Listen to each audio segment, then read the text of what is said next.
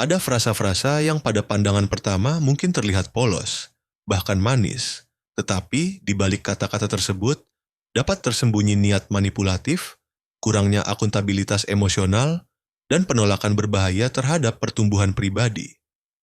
Dan ketika seorang wanita mengabaikan tanda-tanda ini, dia berisiko jatuh ke dalam hubungan yang menguras energinya, mengaburkan penilaiannya, dan memutuskannya dari kekuatan batinnya. Carl Jung, psikolog Swiss yang terkenal, berbicara tentang bayangan alam bawah sadar, shadow unconscious, bagian dalam dari jiwa di mana kita mengubur sifat-sifat yang kita sangkal dalam diri kita sendiri dan seringkali memproyeksikannya kepada orang lain. Dalam hubungan, disinilah pola-pola toksik cenderung berakar. Itulah mengapa mengenali kata-kata yang mengungkapkan perilaku ini sejak dini sangat penting untuk mencegah kerugian jangka panjang. Dalam video ini, saya akan menunjukkan 5 frasa yang, jika Anda mendengarnya dari seorang pria, harus menyalakan lampu merah. Karena ini bukan hanya tentang menghindari konflik, itu akan menjadi dangkal. Ini tentang menyadari bahwa kadang-kadang, di balik percakapan yang tampaknya normal, ada permainan psikologis yang sedang dimainkan, yang bisa mengorbankan kedamaian emosional dan penguasaan diri Anda. Seneca pernah berkata, bukannya kita punya waktu hidup yang singkat, tetapi kita banyak menyia-nyiakannya.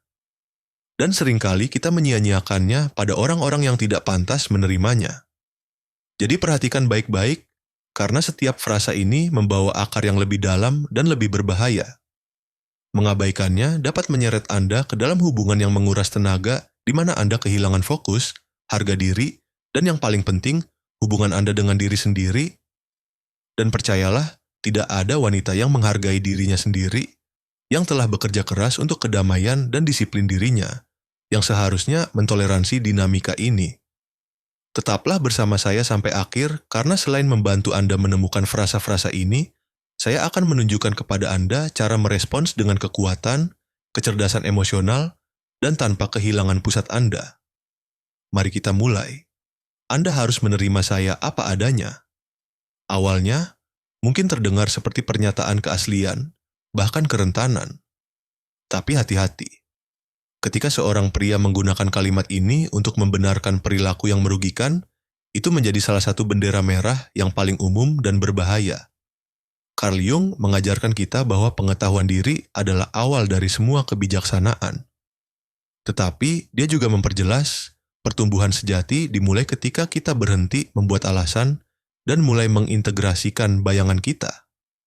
Ketika seseorang bersembunyi di balik, memang begini saya untuk menghindari perubahan, Anda tidak berurusan dengan seseorang yang otentik. Anda berurusan dengan seseorang yang menolak untuk berkembang. Frasa ini biasanya muncul setelah Anda melihat perilaku yang meresahkan, manipulasi emosional, menghindari tanggung jawab, atau bahkan tindakan pasif-agresif. Dan yang terburuk, ketika Anda mencoba membicarakannya, dia memainkan peran korban atau menyalahkan Anda karena mencoba mengubahnya. Tapi inilah kebenarannya. Menerima seseorang tidak berarti mentoleransi hal yang tidak dapat diterima. Keaslian sejati bukanlah tentang tetap sama. Ini tentang memiliki keberanian untuk tumbuh. Seperti yang dikatakan oleh Marcus Aurelius, filsuf Stoik, kesempurnaan karakter adalah menjalani setiap hari seolah-olah itu adalah hari terakhir Anda tanpa kemalasan, tanpa kepura-puraan. Seorang wanita yang sadar, yang berkomitmen pada pertumbuhannya, tidak boleh memikul beban pria yang menolak untuk tumbuh.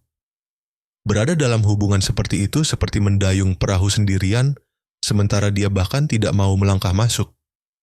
Menerima frasa ini tanpa mempertanyakannya menghukum Anda pada masa depan yang penuh dengan alasan yang berulang, janji yang dilanggar, dan dinamika di mana Anda melakukan semua pekerjaan emosional. Ingat, para Stoik juga percaya bahwa lingkungan kita membentuk perkembangan kita. Dan jika orang yang berbagi hidup dengan Anda tidak membantu Anda tumbuh, mereka hanya menahan Anda. Jadi, lain kali Anda mendengar frasa ini, jangan tertipu oleh betapa dalamnya kedengarannya. Tanyakan pada diri Anda, apakah dia benar-benar bersedia melihat ke dalam, atau apakah ini hanya alasan yang canggih untuk menghindari perubahan? Karena jika kata-katanya menyembunyikan penolakan konstan terhadap pertumbuhan, penolakan tanggung jawab, dan sikap defensif terhadap perbaikan, Anda melihat pola yang hanya akan memburuk seiring waktu. Dan disitulah masalahnya menjadi serius. Menerima frasa itu hanyalah permulaan. Setelah itu datang perilaku halus namun merusak lainnya. Anda perlahan-lahan akan menemukan diri Anda terperangkap dalam dinamika di mana Andalah yang menyesuaikan, berkorban, dan memberi ruang sementara dia tetap persis sama. Melindungi kedamaian Anda bukanlah keegoisan, itu adalah perawatan diri. Anda di sini bukan untuk menyelamatkan siapapun, Anda di sini untuk berbagi hidup Anda dengan seseorang yang juga ingin tumbuh, yang mengenali kekurangannya, dan memiliki keberanian untuk mengatasinya, sama seperti yang Anda lakukan setiap hari. Seseorang yang tidak mau berubah tidak hanya menghambat pertumbuhannya sendiri, mereka juga menahan pertumbuhan Anda. Tetap setia pada nilai-nilai Anda dan bertindak dengan integritas. Bahkan ketika emosi Anda memohon untuk tetap tinggal, karena apa yang datang selanjutnya bahkan lebih sensitif. Semua mantan saya gila, toksik. Ketika seorang pria mengatakan ini, awalnya mungkin terdengar seperti dia hanya melampiaskan tentang hubungan masa lalunya. Tapi jangan tertipu. Di balik kata-kata itu terdapat pola yang jauh lebih gelap, tanda yang jelas dari korban, ketidakdewasaan emosional, dan proyeksi. Menurut filosofi Stoik, pertumbuhan pribadi yang nyata dimulai dengan pemeriksaan diri yang jujur. Epictetus membuatnya jelas. Bukan peristiwa yang mengganggu kita, tetapi interpretasi kita terhadapnya. Jadi, jika seorang pria selalu menyalahkan semua mantannya atas semua yang salah dan tidak pernah merefleksikan bagiannya sendiri dalam konflik, kemungkinan besar dia menghindari menghadapi bayangannya sendiri. Disinilah psikologi mendalam berperan. Carl Jung mengajarkan bahwa apa yang tidak kita sadari pada akhirnya akan mengendalikan kita dari bayangan. Dan seringkali pria yang berbicara buruk tentang semua mantannya sebenarnya memproyeksikan kekurangan mereka yang belum terselesaikan. Frasa ini mengungkapkan pola pikir yang berbahaya, yaitu korban kronis. Orang yang terus mengulang narasi ini jarang mengambil tanggung jawab atas tindakan mereka.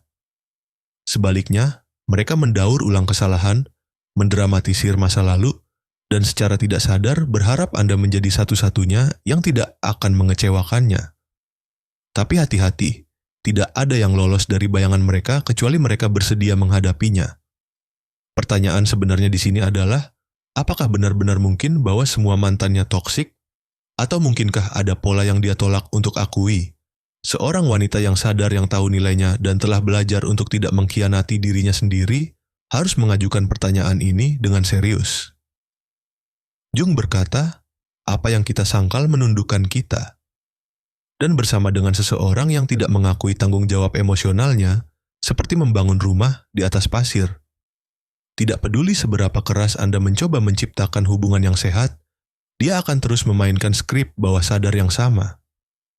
Dan bagian terburuknya, cepat atau lambat, cerita yang dia ceritakan tentang mantannya akan diceritakan tentang Anda. Karena seseorang yang perlu bermain korban akan selalu menemukan orang baru untuk disalahkan. Berada dalam hubungan seperti itu, seperti mendayung perahu dengan kebocoran. Tidak peduli seberapa banyak cinta yang Anda curahkan ke dalamnya, perahu itu akan selalu tenggelam. Disinilah disiplin emosional sangat penting. Lihatlah melampaui kata-kata. Tanyakan pada diri Anda, apakah dia pernah berbicara tentang apa yang dia lakukan salah dalam hubungan masa lalu? Atau apakah ceritanya hanya tentang apa yang dilakukan padanya? Jika dia tidak pernah bertanggung jawab sebelumnya, mengapa dia sekarang? Ingat, itu bukan peran Anda untuk menjadi terapis siapapun. Anda di sini bukan untuk menambal pria-pria yang rusak yang tidak ingin sembuh. Anda di sini untuk berbagi perjalanan Anda dengan seseorang yang berjalan di samping Anda. Bukan seseorang yang menyeret Anda ke dalam perjalanan mereka. Dan berbicara tentang manipulasi emosional, ada satu frasa yang perlu Anda kenali sejak awal. Karena meskipun mungkin terdengar seperti deklarasi cinta, itu sebenarnya adalah jebakan emosional yang sangat berbahaya. Jika Anda benar-benar mencintai saya, Anda akan melakukan apa yang saya minta. Ini adalah salah satu bentuk pemerasan emosional yang paling halus dan paling merusak. Sekilas, mungkin terlihat seperti permintaan yang tulus, cara untuk mengungkapkan kebutuhan. Tetapi jika Anda melihat lebih dekat, apa yang sebenarnya ada di baliknya adalah tekanan manipulatif, menggunakan perasaan cinta Anda untuk mendapatkan kendali. Para Stoik percaya bahwa cinta sejati tidak dapat dipaksakan. Itu harus dipilih. Itu harus dibangun di atas kebebasan, kekaguman timbal balik, dan rasa hormat, bukan rasa bersalah atau paksaan. Epictetus berkata, tidak ada yang bisa memperbudak Anda secara emosional kecuali Anda mengizinkannya. Dan frasa ini dirancang tepat untuk mengubah kasih sayang menjadi alat kendali. Carl Jung juga berbicara tentang dinamika ini dalam hal kekuasaan. Dalam studinya tentang bayangan, dia menunjukkan bagaimana hubungan yang tidak seimbang sering dimulai ketika satu orang memproyeksikan rasa tidak aman dan kebutuhan mereka untuk mengendalikan di bawah topeng cinta. Dan frasa seperti ini adalah contoh yang jelas. Ketika seorang pria mengatakan ini kepada Anda, dia menarik garis tak terlihat yang mengondisikan kasih sayang Anda. Dia pada dasarnya mengatakan, hanya jika Anda melakukan apa yang saya inginkan, Anda layak mendapatkan cinta saya. Itu bukan cinta. Itu adalah manipulasi emosional yang menyamar. Seorang wanita yang matang secara emosional harus memiliki kejelasan untuk membedakan antara permintaan yang sehat dan tuntutan yang terselubung. Karena mengalah pada frasa semacam ini mungkin terlihat seperti tindakan cinta pada saat itu. Tetapi seiring waktu Anda mulai kehilangan bagian dari diri Anda, keaslian Anda, batasan Anda, kekuatan pribadi Anda, dan bagian yang paling berbahaya adalah semakin Anda memberi, semakin besar tuntutan itu. Awalnya, itu hanya ujian cinta. Kemudian, itu menjadi rutinitas penyerahan emosional, dan pada akhirnya, Anda tidak lagi yakin apakah Anda bertindak karena cinta atau karena takut kehilangannya. Jenis frasa ini tidak membangun hubungan. Mereka perlahan-lahan menghancurkannya. Jadi, jika Anda pernah menemukan diri Anda dalam percakapan di mana seseorang membuat Anda merasa bersalah karena menetapkan batasan, karena mempertahankan waktu Anda, suara Anda, atau cara berpikir Anda, jeda. Anda berhadapan dengan seseorang yang mengacaukan cinta dengan kepemilikan. Anda di sini bukan untuk menyenangkan siapapun dengan mengorbankan diri Anda sendiri. Anda di sini untuk membangun hubungan di mana Anda dapat tumbuh, mengekspresikan diri, dan menjadi diri Anda tanpa syarat. Ketika seorang pria berkata, jika Anda benar-benar mencintai saya, Anda akan melakukan apa yang saya minta, dia tidak hanya mempertanyakan perasaan Anda, dia menyerang karakter Anda. Frasa ini tidak mencari pemahaman atau koneksi. Itu mencari kendali. Ini adalah upaya bertopeng untuk mengesampingkan keinginan Anda, menggunakan rasa bersalah, menghapus batasan pribadi Anda, untuk memaksakan batasannya sendiri. Carl Jung mengatakan bahwa cinta sejati tidak posesif atau manipulatif. Itu adalah tindakan sadar akan kebebasan bersama. Dan filosofi Stoik memperkuat ini dengan mengajarkan kita bahwa cinta yang sehat tidak didasarkan pada penyerahan, tetapi pada rasa hormat timbal balik. Jika cinta menjadi alat untuk pemerasan, maka itu bukan lagi cinta. Itu adalah kekuasaan yang disamarkan sebagai kelembutan. Mengalah pada jenis pemerasan emosional ini tidak hanya mengikis disiplin diri Anda, itu meninggalkan luka yang dalam pada harga diri Anda. Seorang wanita yang telah bekerja pada dirinya sendiri, yang tahu nilainya, dan yang menghargai kebenaran batinnya, tidak boleh mengkhianati apa yang dia tahu benar hanya untuk menghindari konflik. Karena setiap kali Anda mengalah melawan keinginan Anda menjauhkan diri lebih jauh dari diri Anda yang sebenarnya.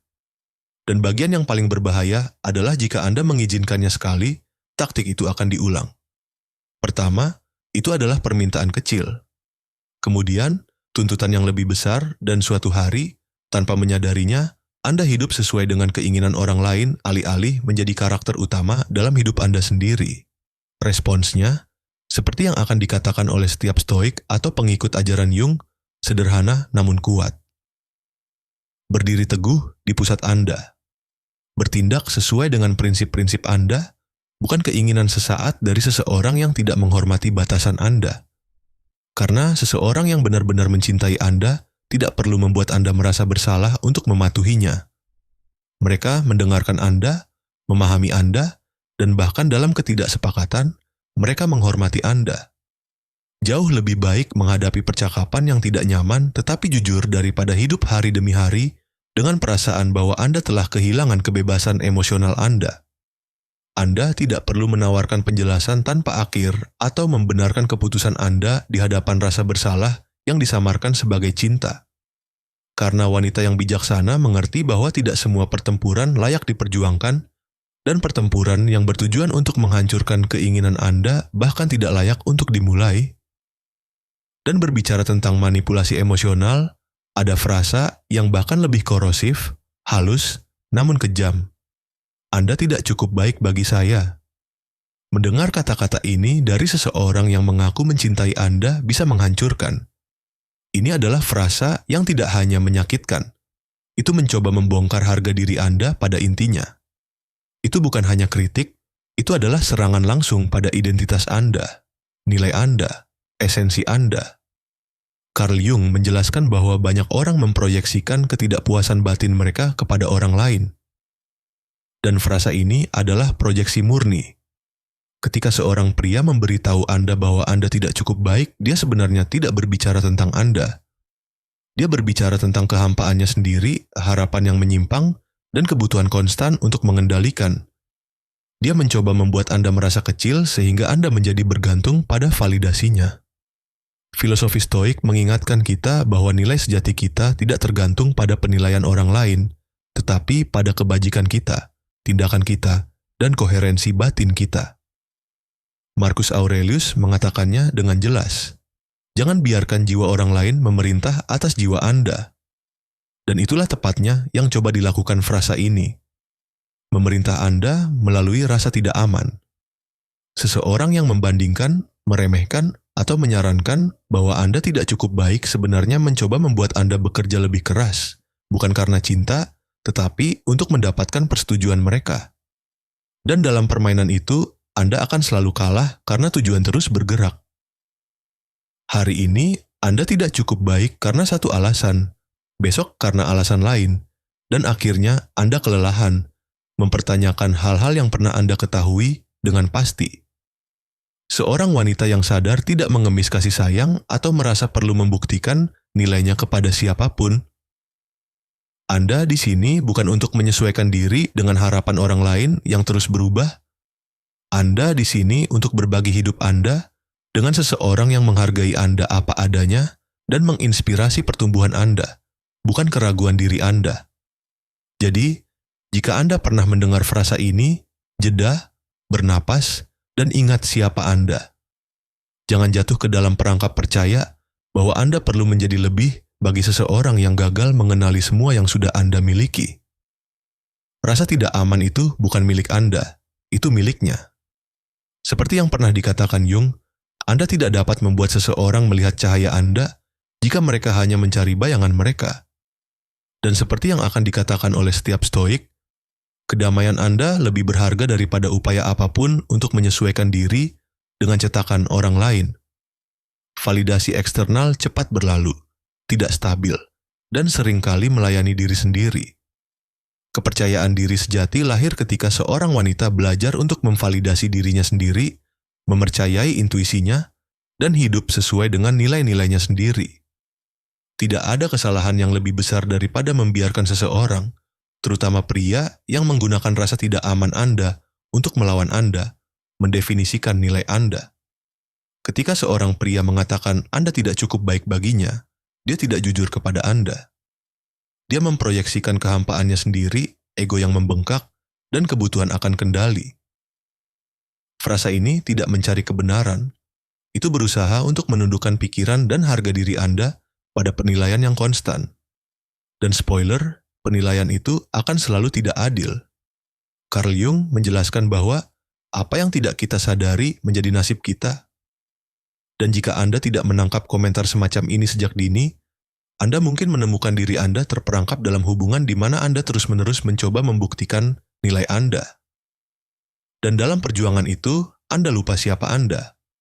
Para stoik juga mengajarkan kita bahwa tidak ada pendapat eksternal yang memiliki kekuasaan atas Anda kecuali Anda memberikannya izin. Marcus Aurelius menyatakannya dengan kuat. Jangan biarkan jiwa orang lain memerintah atas jiwa Anda. Jika seorang pria bersikeras membuat Anda merasa tidak memadai, pilihan paling bijaksana bukanlah untuk tinggal dan mencoba membuktikan bahwa dia salah.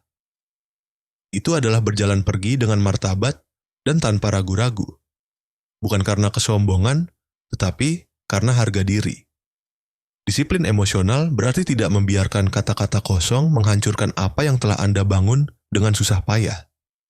Kepercayaan diri Anda, kejelasan Anda, kebebasan Anda. Seperti yang dikatakan Seneca, kekuatan terbesar adalah penguasaan diri. Dan penguasaan itu dimulai saat Anda memutuskan untuk tidak menerima remah-remah emosional yang disamarkan sebagai umpan balik yang konstruktif. Jika Anda mendengar frasa ini, tarik napas dalam-dalam, berdiri tegak, dan ingat masalah sebenarnya bukan pada Anda. Itu ada pada kebutuhannya untuk merasa lebih unggul dengan mengorbankan harga diri Anda. Pergilah dengan mengetahui nilai Anda tidak diukur oleh standar siapapun, terutama bukan oleh seseorang yang tidak dapat melihat kehebatan Anda. Dan sekarang kita sampai pada frasa terakhir, mungkin yang paling berbahaya dari semuanya. Lakukan apapun yang Anda inginkan, diucapkan dengan nada pasif-agresif. Jika seorang pria mengatakan ini dengan ironi, dingin, atau kebencian, dia sebenarnya tidak memberi Anda kebebasan. Apa yang dia lakukan adalah memasang jebakan emosional, mencoba membuat Anda merasa bersalah karena membuat keputusan sendiri. Dia tidak melepaskan kendali. Dia menyamarkan manipulasi sebagai izin. Carl Jung berbicara tentang cara-cara tersembunyi orang memanipulasi dari bayangan mereka. Frasa ini adalah contoh sempurna. Dia tidak mengatakan apa yang sebenarnya dia rasakan.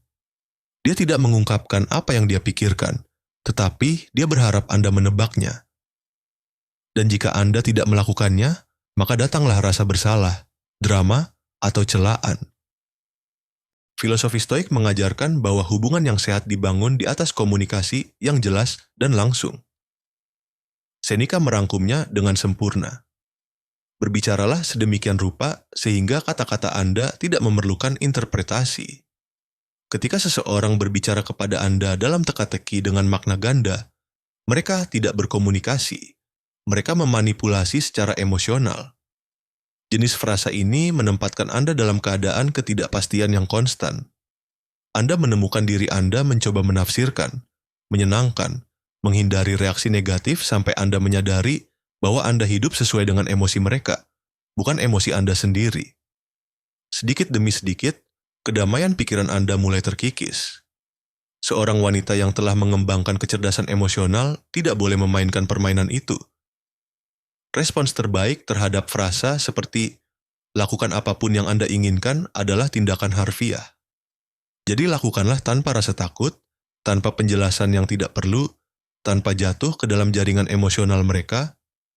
Tindakan tunggal itu mematahkan siklus manipulasi dan memaksa orang lain untuk tumbuh, bersikap langsung, atau duduk sendirian dalam keheningan pasif-agresif mereka karena Anda tidak lagi tersedia untuk permainan emosional. Carl Jung dan para Stoik setuju bahwa hidup dengan kejelasan dan keaslian adalah jalan menuju kebebasan sejati. Dan kebebasan itu dimulai saat Anda berhenti bereaksi dan mulai memilih. Memilih kata-kata Anda, batasan Anda, dan siapa yang pantas mendapatkan energi Anda. Merespons dengan kejelasan atau menjauhi percakapan yang penuh dengan ambiguitas tidaklah dingin. Itu adalah kecerdasan emosional. Ini adalah cara untuk mematahkan siklus manipulatif dan menarik garis yang jelas yang mengatakan, Anda tidak akan membiarkan siapapun mempermainkan emosi Anda. Sikap Stoik terhadap situasi ini sederhana dan kuat. Jangan mencoba menguraikan apa yang tidak memiliki keberanian untuk dikatakan secara langsung oleh seseorang. Ambiguitas adalah alat kendali, dan wanita yang sadar, sama seperti pria Stoik, akan selalu memilih kejelasan, konsistensi, dan kebebasan batin. Tetap setia pada keputusan Anda. Bertindak dengan ketegasan dan jangan pernah lupa, pria yang benar-benar ingin bersama Anda tidak perlu memanipulasi Anda, berbicara dalam kode, atau memprovokasi kebingungan emosional. Cinta yang sehat tidak bersembunyi di balik permainan, itu muncul dengan transparansi. Kedamaian batin dibangun ketika pikiran, kata-kata, dan tindakan Anda selaras.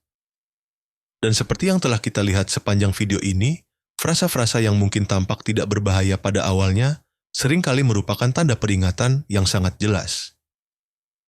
Tanda-tanda yang, jika tidak dikenali tepat waktu, dapat membawa Anda ke dalam hubungan yang menguras energi Anda, fokus Anda, dan esensi Anda.